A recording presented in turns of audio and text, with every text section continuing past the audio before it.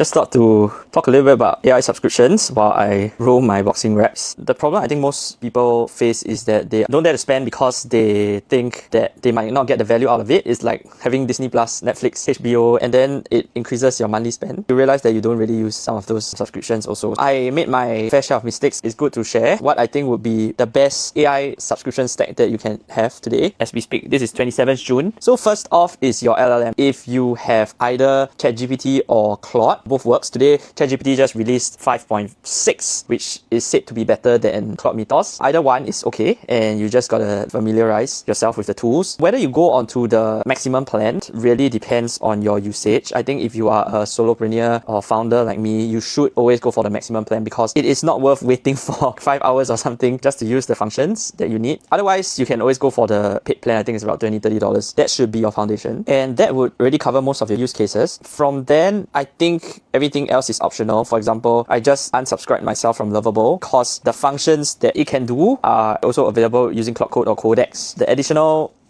skill that it has is that the UI or UX is naturally nicer than what you would get raw of the LLM models. To me, it doesn't justify the additional $20. Particularly though with image generation, and if you do quite a bit of marketing or like need to create quite a bit of image, I would suggest subscribing to either GPT Image, so basically have a OpenAI subscription instead of Claude, or you could stack it up where you get the Claude Max and the OpenAI basic subscription, or you can also get the Google AI Studio if you use Omni or you use Nano Banana. I think those are pretty good. That's only if you use image generation a lot. On top of that, I do have a subscription of 11 Labs, but that's only for my experimental usage. Things like Whisperflow is really good for just penning down your thoughts through voice, or like using the LLMs or even like texting. It has helped me a lot, so I think Whisperflow might justify an additional price tag. I would greatly hesitate with Manus and Perplexity or like MS Agent and a bunch of them. I think is a very complex build for normal people like us. Probably not. On top of that, I think if you do quite a bit of coding or try coding a little bit of your apps, I think having a Vercel and Supabase subscription is a no-brainer. That should cover actually most things. Basically an LLM